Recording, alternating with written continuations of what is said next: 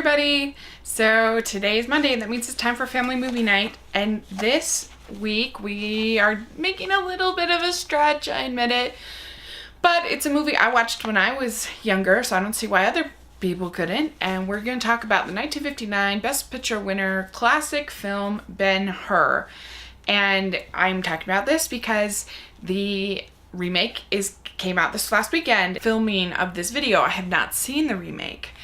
So we will see how it is. I am not very hopeful that it'll be very good. I think the biggest problem that you have with a remake of Ben Hur is that it is a genuinely 4-hour story that is hard to compile into 2 hours. There's certain stories that don't need to be 4 hours, and there's other stories that do. And I think that Ben Hur is kind of one of those movies. It's altogether 212 minutes, so not quite 4 hours, but it's pretty close. It's getting there.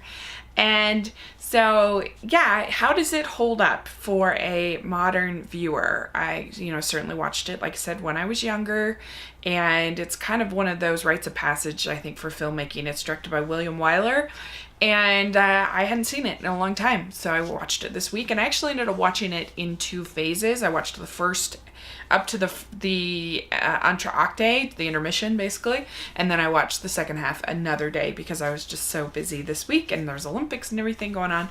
So it's been a pretty busy week, and I actually recommend you do that with your family. There's no reason why that you have to watch the entire thing in one sitting. That you could even break it up even more than that. You could break it up into 3 or 4 nights, and I think that they will be relatively engaged and entertained if they have any kind of palate at all for this kind of thing. Kids are different. And so let's talk about Ben Hur. Ben Hur is based on the book by Lee Wallace, Ben Hur, The Tale of the Christ. It has been told several times. I think there's been 5 adaptations, including a silent movie in 1925 or 29, I'm not sure. And then we get this version in 1959 that is the most well-known. Like I said, it got, I think, the most Academy Awards at that time that had ever been gotten. It won Best Picture, it won Best Actor, some other ones awards were given. The basic story of Ben Hur is about 2 friends that grow up in Jerusalem in 26 AD. And they are named Masala and Judah. And Judah is Jewish and Masala is Roman, and they are friends as they grow up. They end up, because of their different backgrounds, they end up becoming kind of estranged from each other, even though they started out as friends. And then there's also this woman named Esther who the Judah character is in love with, but she is betrothed to another person, so he can't marry her.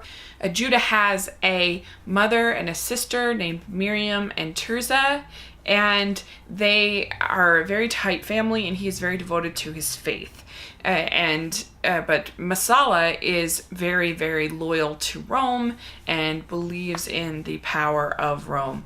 And it all comes to kind of a front when at a parade there is a tile that falls off of a house, and it almost kills a governor of Rome. Judah and his mother and daughter are accused of hurting the governor, of causing this to happen, even though it was so clearly an accident. And Masala knows that this was an accident, but he doesn't say anything because he knows that he will gain more power if he's shown being harsh on people that they know that are his friends. He knows that that will strike fear in the heart of the Jewish people that he's trying to rule over, and that he will get more power within the Roman government. So this causes Judah to be very, very bitter and to seek out revenge. And so that's the main theme of the movie, is Judah looking for revenge. And he ends up going to prison. He ends up as a rower at a certain point that they're going out. And he ends up saving the life of the captain of this ship that he's a rower on. That's a really famous scene. And Judah gets an offer from a man to drive his chariot in this race. And at first he says no, he doesn't want to do it, even though he knows Messala is also going to be in the race. So this will be a chance to kind of have revenge on Messala. Meanwhile, Miriam and Tirzah have contracted leprosy, and so they've been sent to a leper colony and outside of the city. And so Messala tells tells Judah that, and Judah goes after them. But Esther, who's been caring for them, tells Judah that his mother and sister are dead, and because that's what they want. They don't want him to know that they're in this horrible state. And so he's very angry that he feels like Messala has killed his mother and killed his sister. He decides to go and join the race, and it turns out that Messala has spikes on his chariot that he's trying to take out all the other chariot riders. And but it ends up kind of backfiring, and there's this just great scene, a long scene with the chariot race that's, of course, very, very famous, and it holds up very well. And there is, I think, an urban legend or whatever, that a Hollywood myth that I guess somebody died in the filming of this chase scene. It feels that way. It feels very earthy. It feels very real. So it kind of comes full circle within the chariot race, and Judah wins the race, and Messala is like fatally wounded. But before he dies, he tells Judah where he can find his mother and sister, where the colony is, that they are in this leper colony. And so he goes after them and he finds them. He brings his mother and sister to try to find Jesus so that Jesus can cure them. As he enters the city, it turns out that is when Pilate is overseeing the trial, I guess, of Jesus. And Ben Hur sees Jesus carrying the cross, and they see him getting crucified. And then there is a moment where the water it starts to rain, and the water mixed with the blood of Christ washes down upon Miriam and Tirzah, and they end up becoming healed from their leprosy. And Judah realizes that his path of revenge is not the path that has caused this miracle. It's not the path of Christ. It's not the path of the way to have a happy life. And he embraces the miracle, and he says he felt like he had the sword taken out of his hand by Jesus. And so it's really a very, very wonderful story. It's a very rich story. It's got great performances. It's got so many different kinds of ways to enjoy it. It's got action. It's got excitement in the chariot scenes. It's got love. It's got heartbreak. It's got family. It's got revenge. It's got all of these different parts of the story, and they all kind of come together.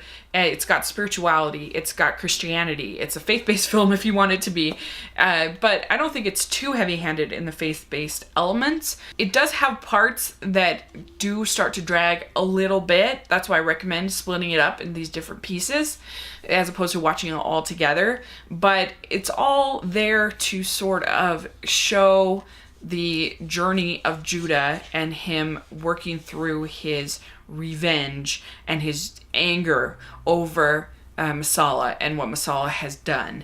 And also you see the journey of Messala. He's not just a one-note character. He is trying to, yes, gain power, and he makes poor choices, but he is also still like a human being. And you could see people falling for that. You could see people tempted, I guess, to make those same choices, and so it feels kind of authentic. He's not just a big baddie who wants power like you see in a lot of other movies. And the female characters are really heart-wrenching and heartbreaking, and so when the miracle happens, it's very, very, very moving. And so altogether, it just works as an epic. At the heart, it's a beautiful story about someone who learns to forgive.